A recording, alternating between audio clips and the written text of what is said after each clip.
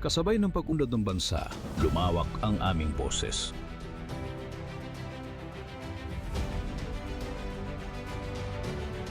Sa bawat gabi, may balitang abot kamay.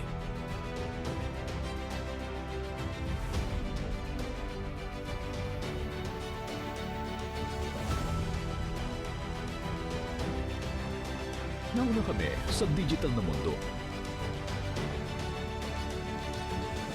Mas mabilis, mas malawak, mas moderno, mas matapang, mas abante. Mahigit 3 dekada ng tapang. Malayo ko ba? O saan ba kasi?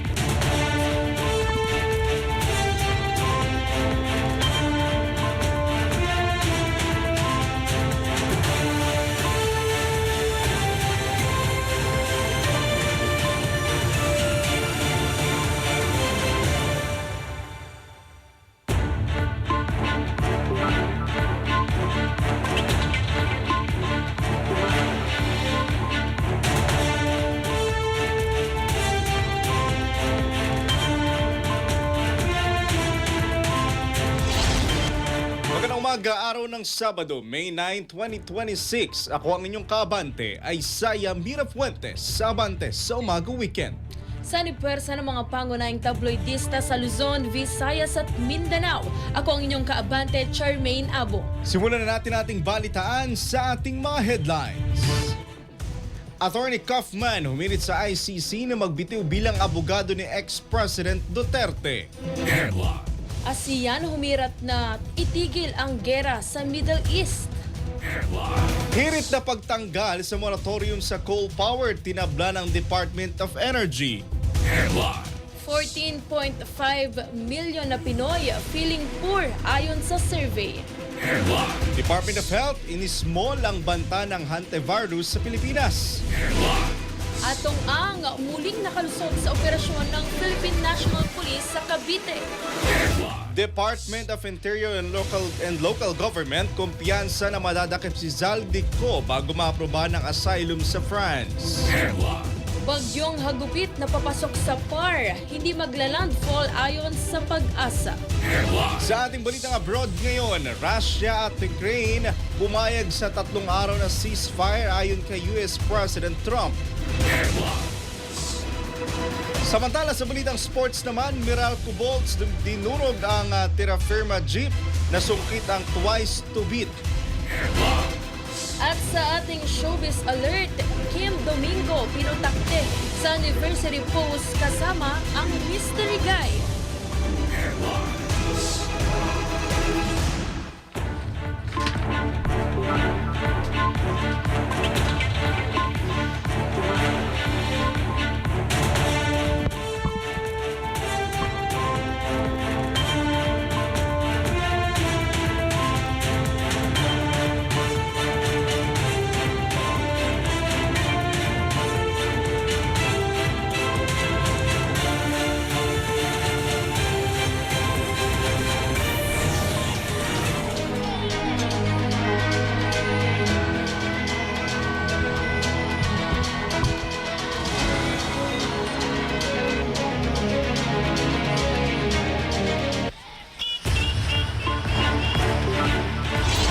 Una sa ating mga balita, hiniling ni Atty. Nicholas Kaufman sa International Criminal Court o ICC na magbitiw bilang abogado ni dating Pangulong Rodrigo Duterte sa kinakaharap itong kasong crimes against humanity.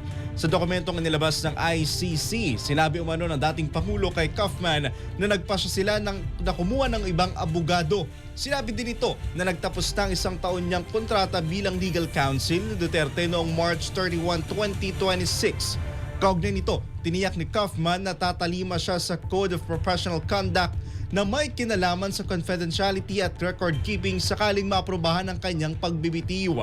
Sa hiwalay na pahayag, pinasalamatan ni Kaufman si Duterte at ang mga supporter nito na nagpahalaga sa kanyang pagsisikap laban sa kaso nito sa ICC. Samantala, pinayagan ng Trial Chamber 3 ang hiling ni Dove Jacobs na magbitiw din bilang abogado ni Duterte dahil sa kaparehong dahilan.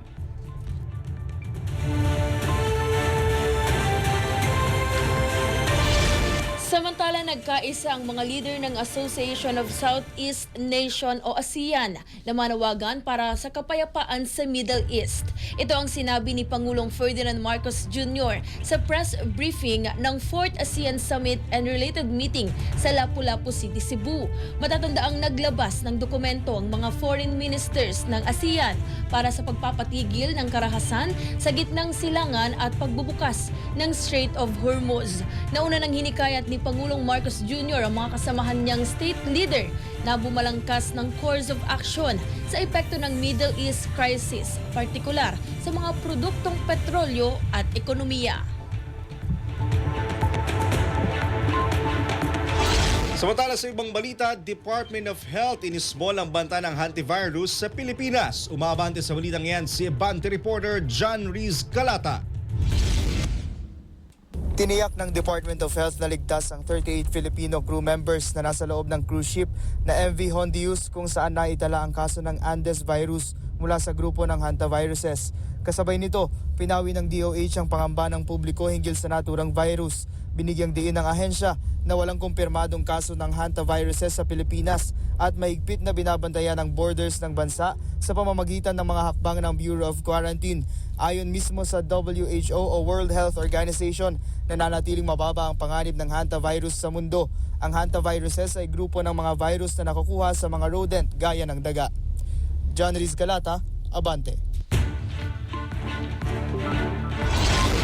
Nagbabala ang mga health experts o matapos ang outbreak ng rare Andes strain ng hantavirus sa expedition cruise ship na MV Hondius malapit sa Cape Verde kung saan 3 pasahero ang nasawi habang 38 katao naman ang nagkasakit.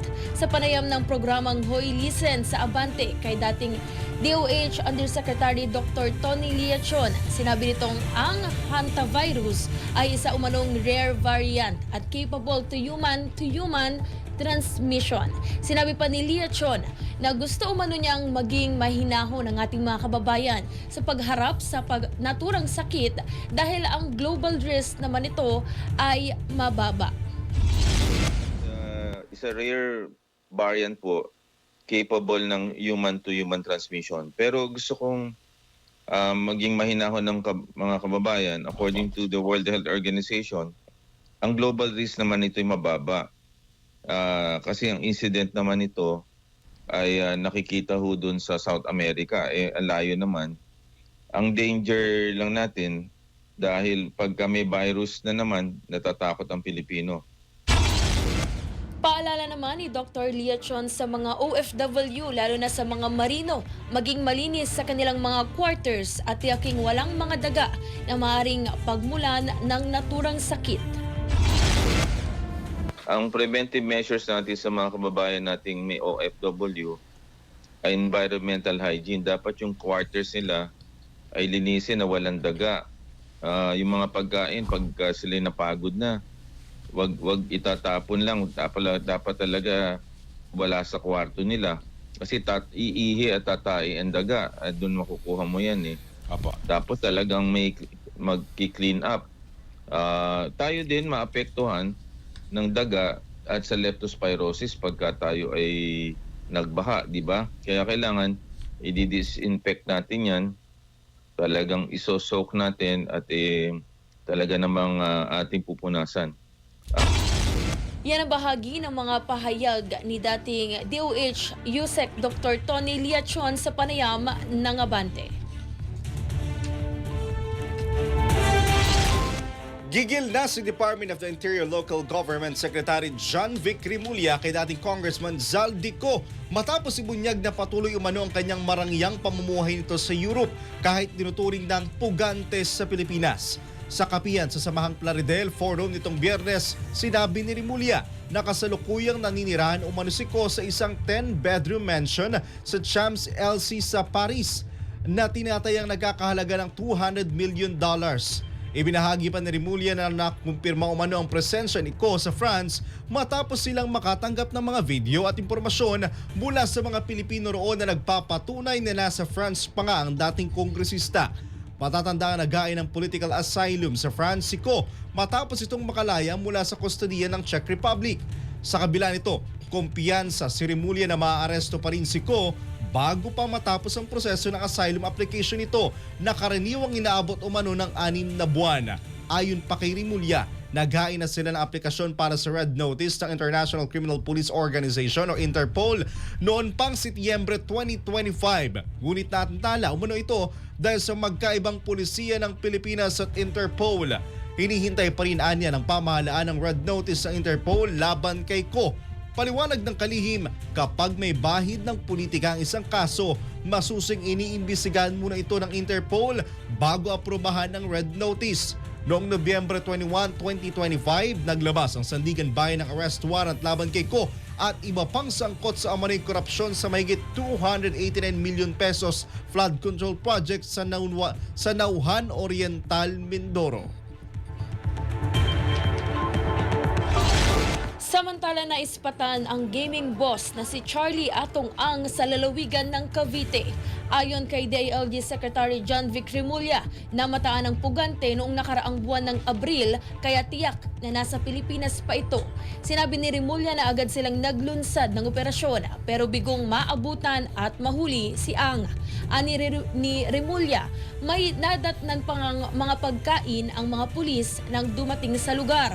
Si Atong Ang ay subject na ng Interpol Red Notice. May patong ding itong 20 million pesos sa ulo.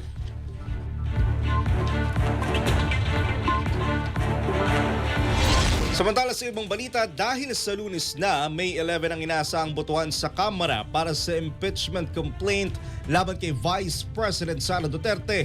Kabang-abang kung present bang lahat ng mga kongresista para bumoto. Ayon kay agenda anchor Corina Sanchez Rojas, duwag na may tuturing ang mga mambabatas na sasadyaing mag-absent para makaligtas sa pagboto. Kung meron man anya nga absent, dapat may malinaw at katanggap-tanggap na rason. Ayon naman kay Willard Cheng, dahil may weekend pa, may ilang araw pa para maggapangana ang mga kongresista. Pero ayon kay Pinky Webb, kung totoo ang sinasabi ng mga mambabatas na mayroon ng 215 na boboto pabor sa impeachment, ay sapat na ito para maideklara ang quorum.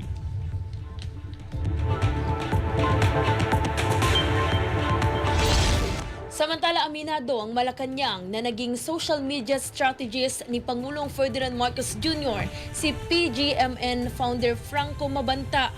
Pero paliwanag ni Palace Press Officer Undersecretary Claire Castro, sandali lang nanilbihan si Mabanta sa palasyo bilang social media director ng Pangulo.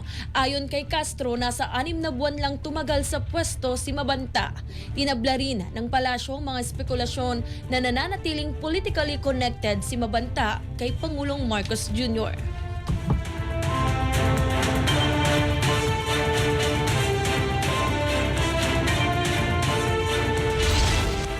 Umabot na sa mahigit 70,000 pamilya o katumbas ng mahigit 280,000 na katao ang apektado ng patuloy na pag-aalboroto ng Bulkang Mayon. Bata ito sa datos sa inilabas ng progress report ng DSWD. Ayon sa DSWD, nakapamahagi na ang ahensya ng mahigit 146 million pesos na halaga ng humanitarian assistance sa mga naapektuhan. Tiniyak din ng ahensya na sa gitna ng posibilidad na magtatagal ang pag-aalboroto ng bulkan, ay sapat ang resources ng gobyerno upang matulungan ang mga taga Bicol Region.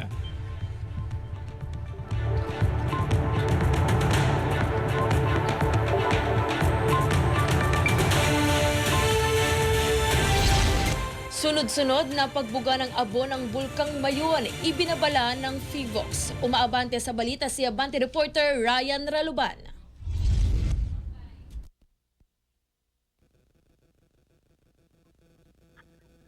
Ryan?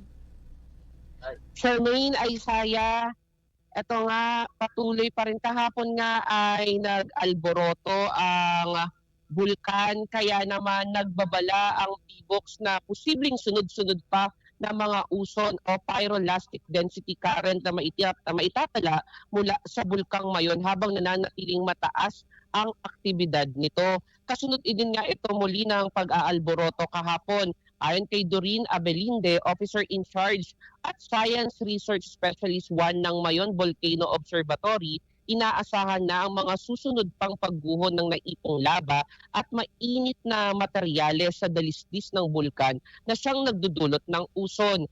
paliwanag pa ni Abelinde na bahagi ito na nagpapatuloy na aktibidad ng Bulkang Mayon, lalo na dahil patuloy ang pag-ipon ng lava sa bunganga nito. Pakinggan natin ang kanyang tinig.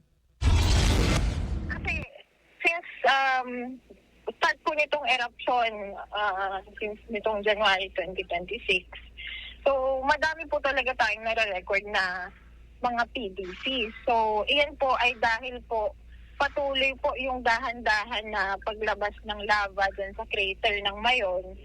So ito pong mga lava flow na to ay at some point po nagkakaroon ng collapse at nagpo-fragment po itong yung flow or yung collapsed lava to form pyroclastic density currents na gumugulong po pababa ng dalisdis ng bulkan. Isaiah at Charmaine, dagdag pa niya, kapag bumigay o gumuho ang bahagi ng lava at daloy o dome o daloy ng lava, maaari itong magdulot ng mabilis at napakainit ng pagdaloy ng abo, bato at volcanic gases pababa sa mga kanal ng bulkan.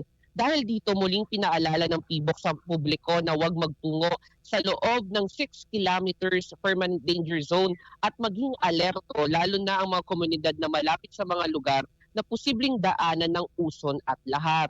Samantala, umaabot na sa 1,278 na pamilya ang kasalukuyang nananatili sa mga iba't ibang evacuation center dito sa Albay. Sa gitna naman ng banta ng pag-ulan at posibleng pagdaloy ng lahar, nagsagawa ng emergency meeting si Albay Governor Noel Rosal kasama ang mga opisyal ng barangay mula sa Miisi, Matnog at iba pa. Gayon din ang mga magsasakang matinding na apektuhan ng AFCOL at iba pang stakeholder. Pinag-usapan ng pamalaang panlalawigan ng mas pinaigting na evacuation plan para sa mga residente ng barangay Miisi at mga karatig lugar kasakaling maanod ng ulan ang tinatayang 4.6 million cubic meters ng naipong pyroelastic density current deposit o yung may init na abo at bato mula sa bulkan. Anya, kailangan paghandaan agad ang mga evacuation route at contingency measure para sa kaligtasan ng mga residente. Charmaine, Isaiah, kung nakikita nyo nga sa aking likuran, umulan kasi kaya hindi masyadong kita. Pero nasa likod ko, yung bulkan, kalmado kumpara kahapon. Pero kaninang umaga, ngayon lang pumila yung ulan dahil kaninang alas 6 pa ng umaga ay umuulan na dito mismo sa may Daraga, Albay. Charmaine, Isaiah? Yes, Ryan, good morning. Ang ganda ng background mo, di ba? Pero kamusta yung mga kababayan natin dyan? I mean, di ba marami pa bang nasa mga evacuation center? Yung tulong ba ng gobyerno tuloy-tuloy? Kasi mahirap pa rin yung since kinabubuhay dyan, di ba? Yung mga pagsasaka, wala naman silang masaka. Kasi nga napuno na ng abo. Kumusta naman sila, Ryan? Ay, Sarah, unahin natin sa evacuation center. Alam mo, marami kaming evacuation center na binisita. Ayon naman sa kanila, yung in terms of pagkain at tulong mula sa lokal na pamahalaan at sa gobyerno, tuloy-tuloy naman yung pagkain na natatanggap nila. Yun pa man, ang kabilang sa kanilang hinain ay ang supply ng kuryente. Dahil nga sa tuwing natutulog sila, wala silang kaalam-alam, bigla na lang napuputol yung supply ng kuryente sa evacuation center. Lalo na ngayong mainit ang panahon, yun yung problema nila. Kaya natatakot sila at nangangamba sila na magkasakit yung mga anak nila kasi may mga sanggol, may mga baby ba doon sa mga evacuation center. Kaya sobrang init kapag nawawalan ng supply ng kuryente. Kasi sa isang room sa eskwelahan, nagkakasya ang 10 hanggang 15 pamilya sa isang room. Kaya kapag nawawala ng supply ng kuryente, sobrang init talaga. At doon naman sa agrikultura, itong agrikultura ang isa sa mga matinding napuruhan dito sa pag-aalboroto ng Bulkang Mayon. Kaya naman wala nang hanap buhay at pinagkakakitaan yung ilang mga magsasaka. Rather, mas maraming mga magsasaka dito sa Albay kasi nga yung kanilang hanap buhay ay napuruhan ng abo mula sa bulkan. Isaiah, Charmaine? Oo, Ryan. Kumusta naman yung panahon dyan? Medyo makulimlim. Etong nasa likuran mo, no?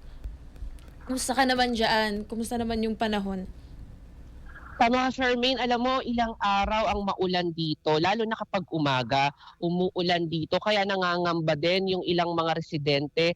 Nakausap nga natin yung sa Ginubatan Albay, yung mayor nila ay natatakot din at nangangamba sila para sa kanyang mga residente. Dahil nga kapag umulan, ang kanila namang kinatatakutan ay yung pagdaloy ng lahar. Kaya nga sana yung hinihiling ng mga residente dito na ang yung sama ng panahon ay hindi na dumaan dito sa Bicol region dahil nga dobleng dakok yung kanilang mararanasan dahil nga nag-aalboroto pa itong bulkang Mayon ay yung paparating pa ng sama ng panahon. Isaiah, Charmaine. Ryan, isang tanong na lang, no? Mabilis na lang siguro. Kasi di ba nga, ang alam ko, kapag malapit sa bulkang Mayon, meron tayong tinatawag na 9-kilometer radius na bawal tirhan, na bawal puntahan ng ating mga kababayan.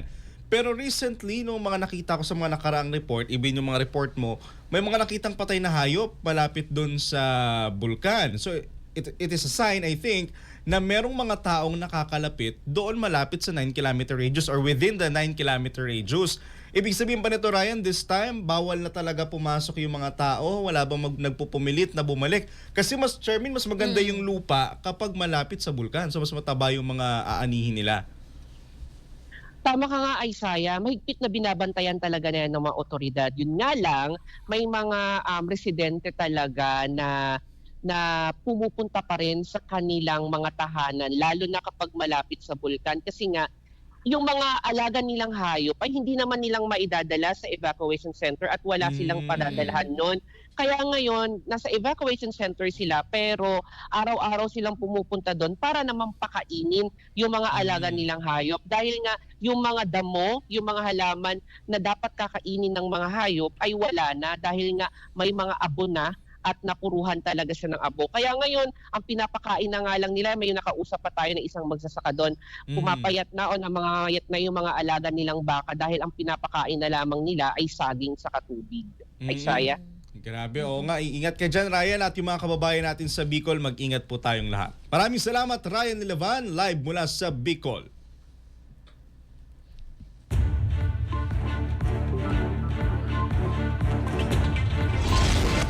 Samantala, maraming lugar pa rin sa bansa ang nakakaranas ng mainit na panahon ngayong araw, Sabado, May 8. Ayon kasi sa forecast ng Pag-asa, 28 lugar sa bansa ang posibleng makaranas ng danger level na heat index. Sa 6 na susunod na lugar, papalo sa 44 degrees Celsius na heat index. Ito ay sa Lawag City, Ilocos Norte, Camilig, Tarlac, Sangley Point, Cavite, Cuyo, Palawan, Rojas City, Capiz, Dumangas, Iloilo. Samantala, danger level na heat index din na nasa pagitan ng 22 to 43 degrees Celsius ang maitatala sa marami pang lugar sa Metro Manila. Kasama na ang Metro Manila. Kabilang dito ang Naiya, Pasay City, Science Garden, Quezon City, Sinait, Ilocos Sur, Lawag City, Ilocos Norte, Dagupan City, Pangasinan, Batak, Ilocos Norte. Bacnotan, La Union, Apari, Cagayan, Tugigaraw City, Cagayan, Ittiague, Isabela, Clark Airport, Pampanga, Muñoz, Nueva Ecija, Subic Bay, Olongapo City, Infanta, Quezon, Alabat, Quezon, Mulanay, Quezon, San Jose Occidental, Mindoro, Iloilo City, Iloilo, Giwan, Eastern Samar, Dipolog, Zamboanga del Norte, Zamboanga City, Lagindingan Airport sa Misamis Oriental, Butuan City, Agusan del Norte. Kahapon May 8, mayroong 37 lugar ang nakapagtala ng danger level na heat index kasama Quezon City sa umabot sa 42 degrees Celsius ang heat index. Patuloy ang paalala ng Pag-asa sa publiko na iwasan ang pagbabad sa ilalim ng matinding init ng araw.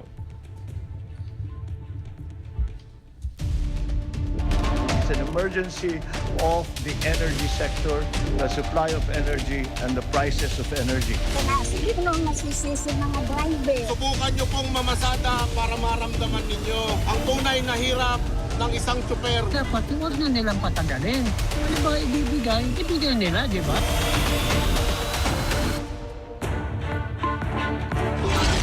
Walang balak ang Department of Energy o DOE na tanggalin ang 6 na taong moratorium sa mga bagong coal coal-fired power plant. Sinabi ito ng DOE sa kabila ng panawagan na payagang mag-operate ang mga nasabing planta sa layuning matiyak ang mura at matatag na supply ng kuryente sa harap ng mataas na presyo ng langis dahil sa gera sa Middle East. Gayunman, nanindigan ng DOE na hindi sapat ang nasabing dahilan para tanggalin ang moratorium sa mga coal-fired plants. Ibig sabihin nito, walang bagong coal power project ang bibigyan ng endorsement ng DOE maliban sa mga nabigyan na ng Certificates of Non-Coverage. Mga dispatcher ng jeep apektado na rin ng krisis sa langis. Tip na matinatanggap ay nababawasan pa raw. Umabante sa balitang yan si Abante reporter John Riz Calata. Bagamat inaasahan ng rollback sa presyo ng diesel sa susunod na linggo, hindi na lang mga tsoper ng jeep ang umaaray dahil sa mataas pa rin daw na presyo nito. Pati mga dispatcher apektado na rin daw ng mataas na presyo ng mga produktong petrolyo. Ayon kay Jerome Avendaño, dahil sa mahal na diesel, lumiliit na ang tip na ibinibigay ng jeepney drivers sa kanila. Kasi nung una po, bago po magtaas yung presyo ng diesel, ang binibigay po sa amin dito, 50 po. Nung tumaas na po yung diesel, nagsimula na po tumaas, ang binibigay na lang po sa amin is 30-40 na lang po punuan. Pero pag hindi naman po napupuno, binibigyan na lang po kami ng 20, 10, okay lang naman din po sa amin yun. Kasi naunawaan naman din po namin yung mga driver. Tulad ng inaasahan, nakukulangan pa rin ang PUJ drivers sa inaasahang rollback sa diesel sa susunod na linggo na posibleng umabot sa 6 hanggang 8 piso habang posible namang magtaas ng piso hanggang 4 na piso ang kada litro ng gasolina. Hindi po sapat. Kasi talagang ang hirap ng biyahe namin ngayon. Yung isang ikot namin nauuwi lang sa diesel. Walang natitira. Pagkain lang talaga ng drive. Kailangan umikot kami ng mga kapat. Kaya inaabot kami ng gabi. Panawagan pa rin ng mga tsoper at dispatcher, ibalik sa dating presyo na 50 hanggang 60 pesos ang halaga ng langis. Sa ngayon kasi nasa 88 hanggang 102 pesos and 44 centavos ang kada litro ng diesel, 85 hanggang 102 pesos and 97 centavos naman ang kada litro ng gasolina at pumapalo naman sa 133 pesos and 7 centavos hanggang 160 pesos and 37 centavos ang kada litro ng kerosene. John Riz Calata, Abante.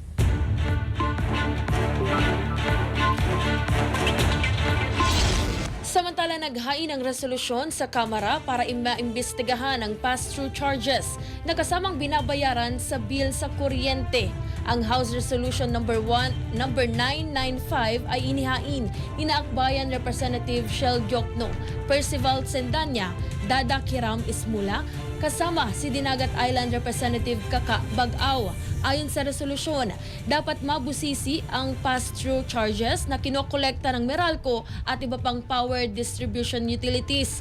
Binanggit din ni Jokno ang napakaraming charges na ipinapasa sa mga consumer, kabilang ang generation charges, transmission charges, system loss charges, universal charges, lifeline subsidy, feed-in tariff allowance at iba pa. Sinabi ni Jokno na panahon na para maibsan ang pasani ng mga consumer sa bayarin sa kuryente ngayong mataas ang presyo ng mga pangunahing bilihin. Metro Balita.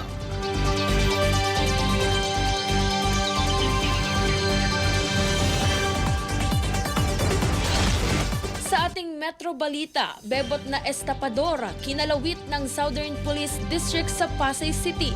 Umabante sa balita si Abante reporter John Riz Calata.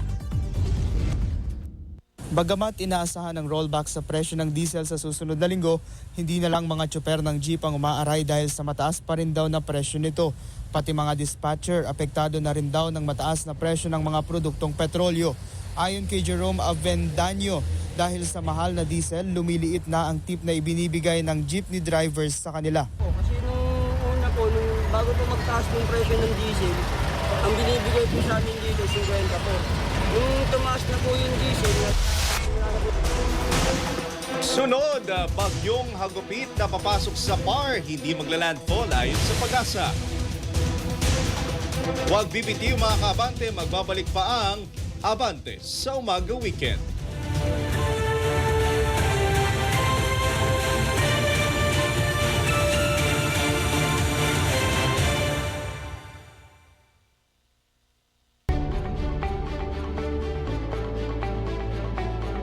Habang ang karamihan ay natutulog, may isang programang nagbabantay at gigising sa sambayanan.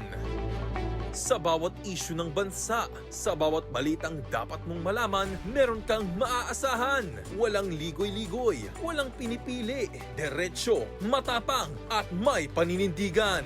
Kasama si Ronnie Ramos. Simula ng araw ng may sigla, alerto at handa. Tara na sa Abante Pilipinas! Weekdays, 5 a.m. hanggang 6 a.m. Dito lang sa Abante. Kasama mo. Abante Reels.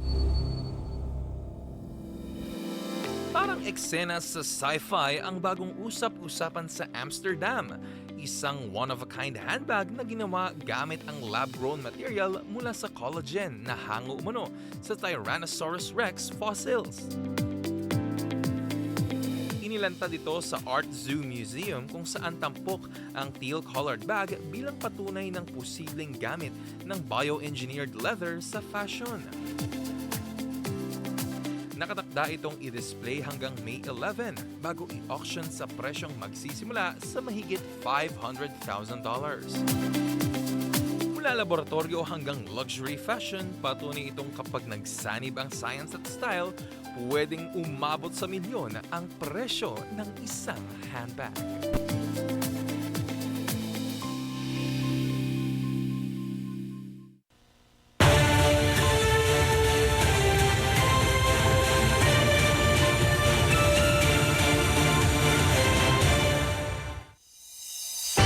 Metro Balita.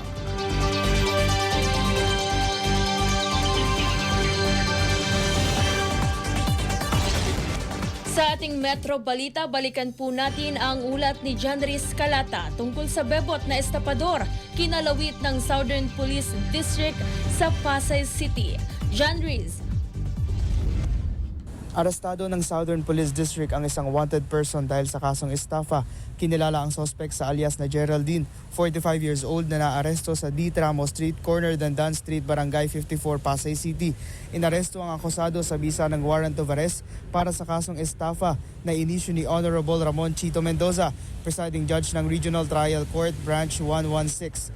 Inirekomenda rin ang piyansang nagkakahalaga ng 30,000 pesos para sa pansamantalang paglaya ng akusado. Pansamantalang ikinulong ang suspect sa custodial facility ng Pasay City Police Station habang hinihintay ang return warrant ng issuing court. John Riz Calata, Abante.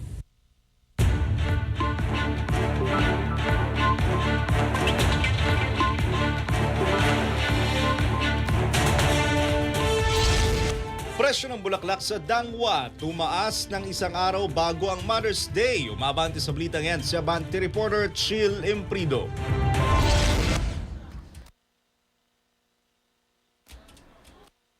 Bentahan o presyo ng bulaklak dito yan sa may Dangwa sa Maynila. Isang araw yan bago itong Mother's Day. Sa kabila nito, malakas naman daw ang bentahan kahit na nagtaas na nga ng presyo. Ayon kay Reynalyn Tendera ng bulaklak dito sa may Dangwa, marami pa rin ang bumibili sa kanila kahit na mataas ang presyo. Minsan lamang naman daw kasi celebrate ang Mother's Day kung kaya ang ilan talagang sa ating mga kababayan pinaparamdam sa kanilang mga nanay, ina ng tahanan, ilaw ng tahanan, yung kanilang pagmamahal sa pamamagitan niya ng pagbibigay ng bulaklak. Ngayong araw din inaasahan yung peak o mas maraming mga pipili ng bulaklak dito yan sa may Dangwa. Narito ang kanyang pakayag.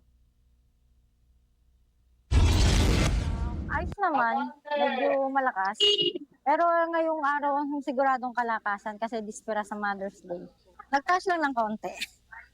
Kaya na-start? Agabi. Bakit? Kasi bagong dating yung mga bulaklak na nung unang kuha, katulad nitong mga carnation, 200 lang siya, pero ngayon 250 na. Yung mga bagong dating kagabi. Marami namimili. Isaiah, Charmaine, bukas itong Dangwa 24 hours kung kaya may pagkakataon yung mga mamimili na magpunta dito kahit gabi. Siyempre dahil sa init ng panahon, yung iba sa gabi namimili para makaiwas nga sa tindi ng araw kapag umaga ka o tanghali ka namili, no? At bukas inaasahan na mas tataas pa nga itong presyo ng mga bulaklak sa mismong araw yan. So yung mga hahabol, mas maganda kung ngayon pa lang bumili na ng mga bulaklak para sa inyong mahal na ina at nagsilbing ina sa inyong mga tahanan. Isaiah, Charmaine? Okay, Chill. Maraming salamat. Happy Ako Mother's si Day, Chill Chill. Emprido. Yeah, thank you. Thank you, Isaiah. Thank you, Charmaine. Ako si Chill Emprido. Abante.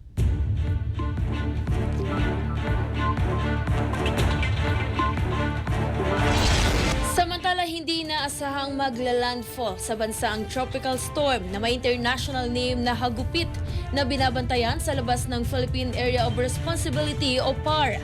Gayunman sinabi ng Pag-asa na magdudulot ito ng maulap na kalangitan sa ilang bahagi ng Eastern Visayas at Bicol sa susunod na linggo.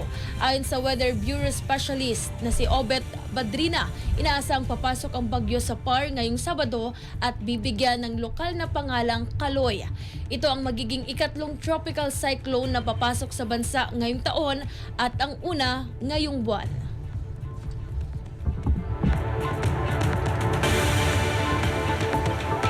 Samantala, Good morning.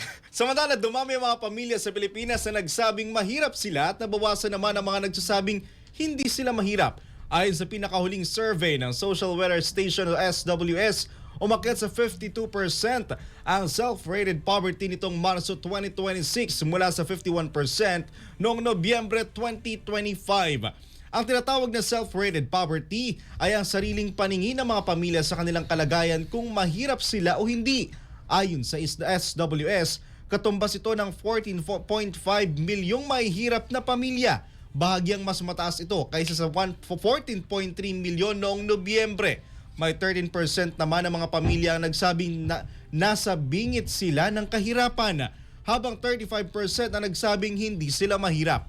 Ayon sa SWS, tumaas ang national score dahil dumami ang nagsabing mahirap sila sa Visayas at Metro Manila.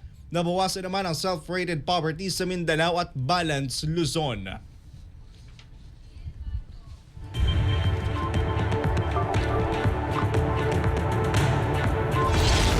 Samantala, 5 katao arestado ng NBI matapos magpanggap na tour guide sa isang grape farm sa La Union. Umabante sa balita si Abante reporter Chill Emprido. Charmaine, hawak na nga ng mga otoridad ang 5 individual dahil sa umano'y unfair competition at maling paggamit nga nitong Gapus Grapes brand sa Bawang, La Union. Ayon sa NBI Ilocos Regional Office, ikinasay itong entrapment operation noong May 5 sa Barangay Urayong matapos na makatanggap ng reklamo mula sa may-ari ng Gapus Grapes Farm. Lumalabas kasi sa investigasyon na nagpapanggap ang mga suspect bilang otorisado o accredited tour guides ng Ubasan at ginagamit ang pangalang Gapus Grapes Picking nang walang pahintulot upang iligaw ang publiko at mailipat ang mga customer sa ibang vineyard. Nahuli mo ng mga suspect habang nakikipagtransaksyon sa mga poster buyer gamit ang mga materyales na may pangalan ng negosyo ng complainant. Nasamsam sa operasyon ng mga tarpaulin at signboard na may markang Gapus Grape Picking, mark money at mga handwritten receipt na ginagamit umano sa illegal na transaksyon. Isinailalim na sa inquest proceedings ang mga naarestong individual sa Office of the Provincial Prosecutor sa Bawang, La Union dahil sa paglabag sa Intellectual Property Code of the Philippines. Ako, si Chill Emprido, Abante. Promdi News.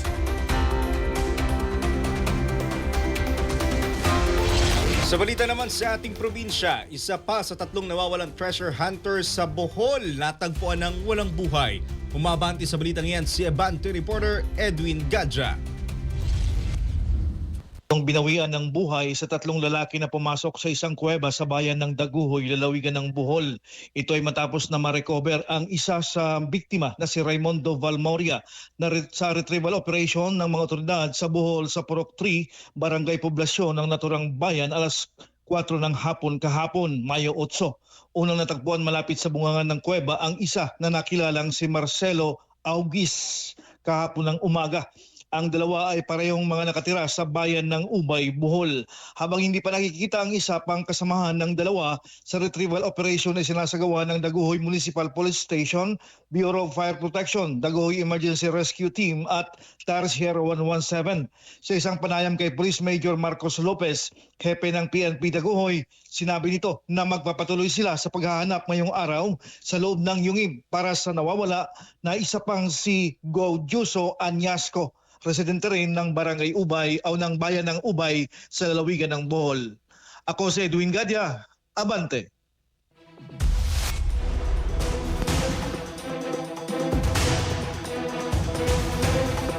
Susunod, Russia at Ukraine pumayag sa 3 araw na ceasefire ayon kay US President Trump.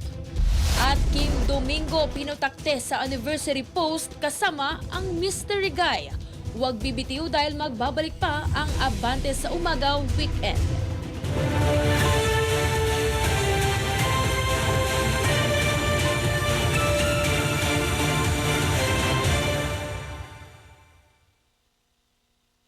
Punuin ng weekend ng umaabanteng mga programa. 7 a.m. Abante sa Umaga, Weekend. 10 a.m. Tulong Abante. 12 noon, Abante sa Tanghali, Weekend.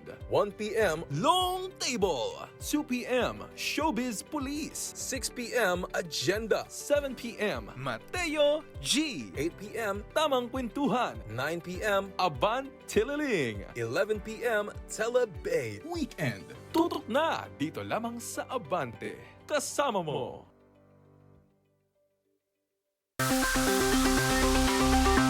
Hoy! Ikaw! Ikaw nga! Makinig ka! May programa na handang talakayin ang mahalagang issues ng bayan. Pakinggan ang boses ng ating mamamayan. Kasama ang veteranong mamamahayag na si Ellie Saludar. Hoy! Listen! Lunes hanggang Biyernes, 4 p.m. Dito lang sa Abante. Kasama mo.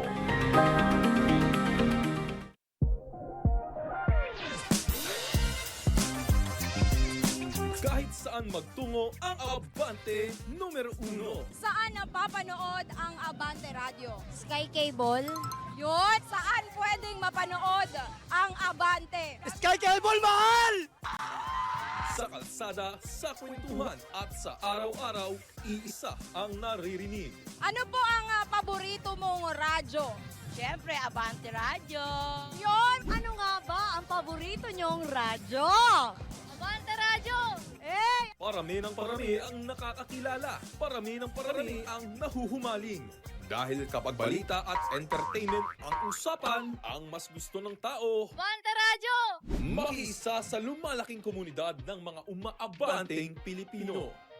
Abante, kasama mo!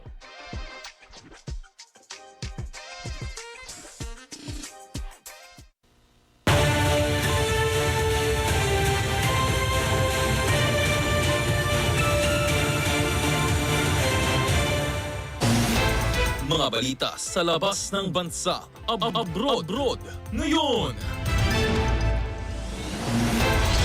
Sa balita sa labas ng ating bansa, inanunsyo ni US President Donald Trump na pumayag ang Russia at Ukraine sa 3 araw na ceasefire o pansamantalang tigil putukan kasama ang pagpapalitan ng mga bihag ng digmaan.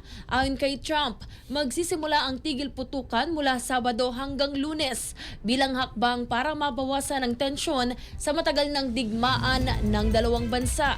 Tinawag ng dating Pangulo ng Amerika na posibleng simula ng katapusan ng digmaan ang naturang kasunduan kung magtutuloy-tuloy ang usapang pangkapayapaan. Kasabay ng ceasefire ang pagdiriwang ng Victory Day sa Russia, paggunita ng tagumpay laban sa Nazi Germany noong World War II. Kasama rin sa napagkasunduan ang pagpapalaya at pagpapalitan ng tig-1,000 bilanggo mula sa bawat bansa habang pansamantalang ititigil ang lahat ng opensibang militar. Showbiz Alert!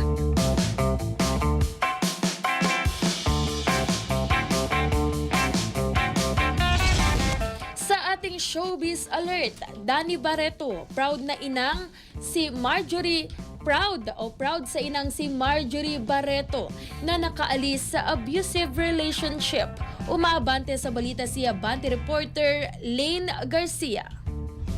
Ibinahagi ng businesswoman at celebrity mom na si Dani Barreto na ang inang si Marjorie Barreto ang dahilan kung bakit naging matitibay at matatapang ang personalidad nilang magkakapatid. Sa latest episode ng podcast ni Kylie Versosa na Almost Honest, ikinuwento niya kung paano nagawa ng ina na si Marjorie na iwan ang isang relasyong hindi na mabuti para sa kanya. Nanindigan din si Dani sa pagiging liberating sa pakiramdam na masaksihang makaalis ang ina sa abusive relationship at kung paano ito nakabangon.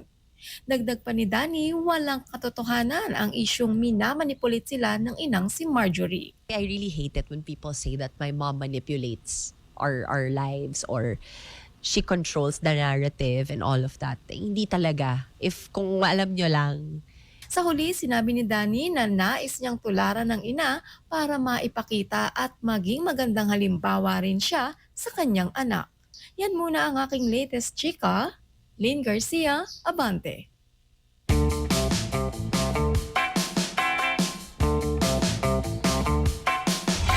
Sa iba pang showbiz alert, hindi napigilan ng netizens na hindi intrigahin ang post ng aktres na si Kim Domingo. Tampok ang isang larawan kung saan kasama niya ang isang mysterious guy.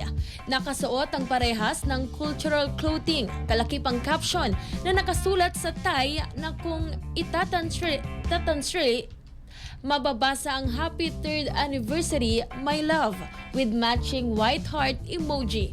Ibang level daw kasi ang timing nito matapos din makaladkad si Domingo sa isang blind item kung saan may isa umanong kilalang female celebrity na pumaldo dahil sa isang matandang mayaman. Naglipa na rin online ang mga video at larawan na inilabas ng social media personality na si Zian Gaza na siya namang pinagmulan ng nasabing kontrobersiya.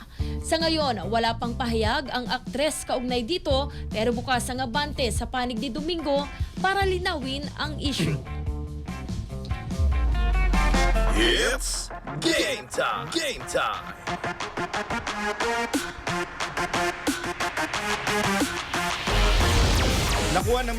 Nakuha ng Meralco Bolts ang mahalagang twice-to-beat advantage matapos tambakan ng Terrapirma Jeep 113-69 sa PBA Season 50 Commissioner's Cup quarterfinals nitong Biyernes sa Ninoy Aquino Stadium.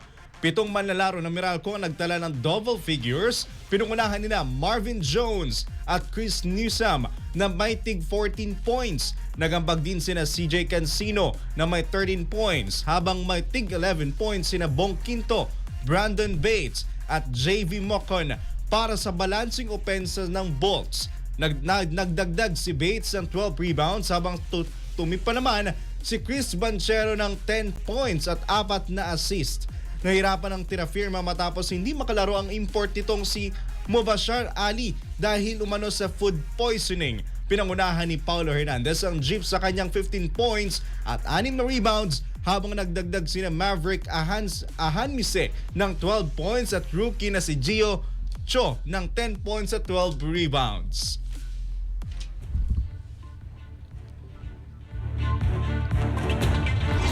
Grabe yung mga pangalan. Nahirapan ka ba sa pangalan? Alright, yan ang kabuuan ng Abante sa Umaga Weekend ngayong araw ng Sabado, May 9, 2026. Huwag kalimutang mag-like, share, subscribe at mag-comment sa aming mga social media pages. At isearch lang ang DAAR Abante Radyo. Tumutok din sa aming Abante Radyo YouTube channel para masubaybayan ang mga umaabanteng balita at public service na maaasahan. Sa ngalan ng buong puwersa ng Abante na walang sawang naghahatid ng mainit na balita, ako ang inyong kaabante, Charmaine Abong. At ako naman ang inyong kaabante ay Saya Mirafuentes para sa Abante sa Umaga Weekend.